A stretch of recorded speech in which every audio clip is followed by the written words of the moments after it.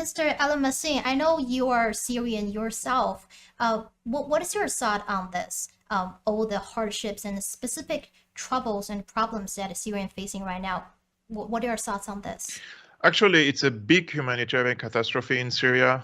In 2017, Donald Trump went to Plan B, which is an economic warfare against the country, and imposed draconian sanctions on the country into extent that the people would be choked and the humanitarian and the livelihood conditions would be crumbled into extent that the people would revolt against the government and replace it with a pro-American government. So we have to know that this background for 12 years, there were two types of warfare against the people. One is a military warfare, and then it's an economic warfare. And now we have a huge natural disaster that hit Syria. And after 4 days of huge campaigns on social media outlets, on traditional media outlets and mainstream media by Syrian activists, Syrian commentators, including Stephen, including myself, it seems that the United States wants to just suspend the unilateral coercive measures. We have to know these sanctions are illegal because they are not authorized by the United Nations.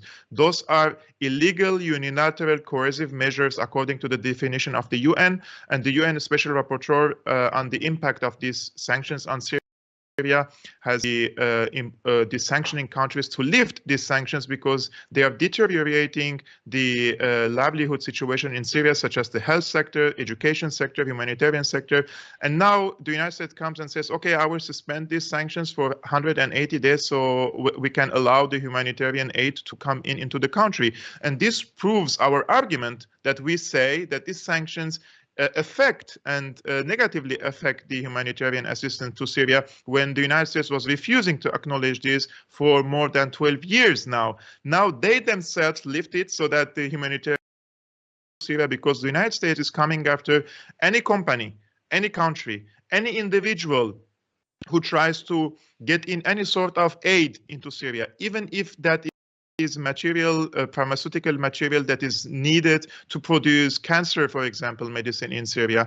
And it comes after these people like a bulldog, bully them and threaten them to put them on a list of sanctions so that their bank accounts would be closed. They could not make any business. They could not do any transactions, etc., etc. Now the situation on the ground is very dire. Syria needs urgent manpower.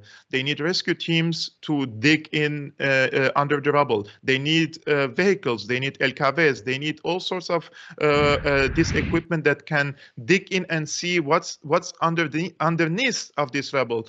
Until today, hundreds of people are still under the rubble, and we don't know their whereabouts, if they are alive or they are dead. The chances are very little now after the fourth day for the people to survive in these freezing conditions under the rubble. And unfortunately, all this situation that happened in the past 12 years by the Western countries in Syria, it contributed into one thing: the misery and the devastation of the Syrian people. Therefore, the friends of Syria, they rushed to help the country, but that's not enough. It needs the entire international community, the so-called civilized world, to come and help Syria, and not only the defense of Syria. They should challenge these American sanctions, and they should send all sorts of aid. Syrian lives matter. Not something that I would like to say it in an emotional way. It's enough. 500,000 people died in Syria because of a stupid policy of the United States, and now we have to also sacrifice another probably 10 to 20,000 civilians because the United States doesn't want to send humanitarian aid in Syria. It's a shame for the international so-called community or this civilized world that they stop this delivery of the humanitarian aid. And let's see, after halting or suspension of these sanctions, what will happen, because like Stephen, I'm not really optimistic about it. I think the United States is just maneuvering, and they will not truly implement their own decision, which is suspension of these sanctions. I saw this opinion piece published on the Washington Post. The title, the headline said, "Don't lift sanctions to save earthquake victims." And this article, this opinion piece was written by a Syrian American who used to work for the US government. So I'm wondering, what's your take on this? How about let's go to Actually, Kevork? I'm not surprised, but I can promise them that there are millions of Syrians who disagree with them, and there are millions of Syrians who are working day and night to bring recovery and healing to the Syrian people. Those are the patriotic Syrians that I would like to listen to them, and not someone who is writing in Washington Post or the New York Times who get for few $100 in order to give some statement that fits the narrative of the deep state in the United States. Any Syrian who works with the Americans, they don't have any credibility. And that is why these people are being pushed in the mainstream media as some sort of an expert when independent journalists and analysts and commentators like Steven, like myself, we are demonized day and night, and they fight against us and they try to cancel us and deplatform us.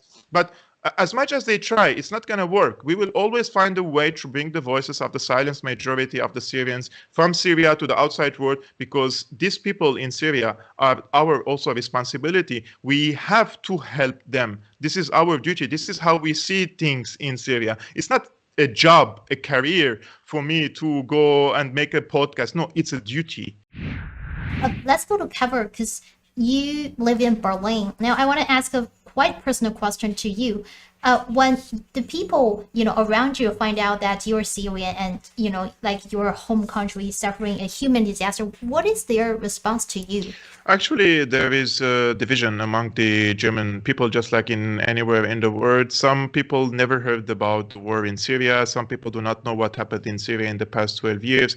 Unfortunately, in Western countries, especially in quote-unquote democratic countries, the governments can practice and exert a strong hegemony over the people through soft power. And that is through the media outlets.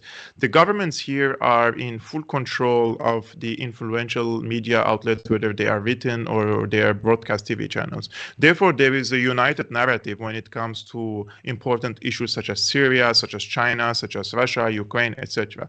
And that's how they formulate the opinions of the people. Now, when I tell the people that there are sanctions on Syria that blocks the humanitarian aid and medicine and reconstruction materials to Syria, people are shocked. They have never heard about this, because in the media they say that they're sanctioning Assad and his family and the inner circle, and they're harming the ruling elite there because there is a dictator in Syria, blah blah blah.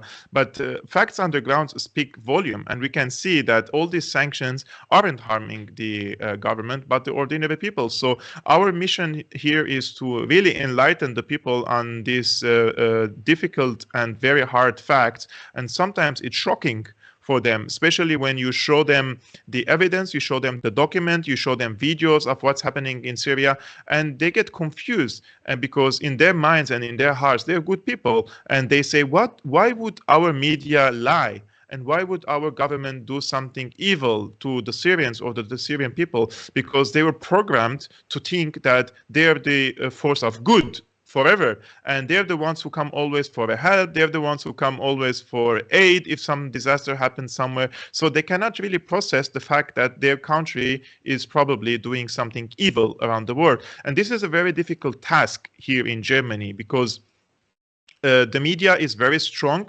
and us on social media or on YouTube or on Twitter, when we try to raise awareness about this, what they do in these countries, they don't send you to jail. That's true. But they put you in an invisible economic prison after waging a brutal media campaign against you, and they commit a character assassination into extent that you will never be able to find a job, for example.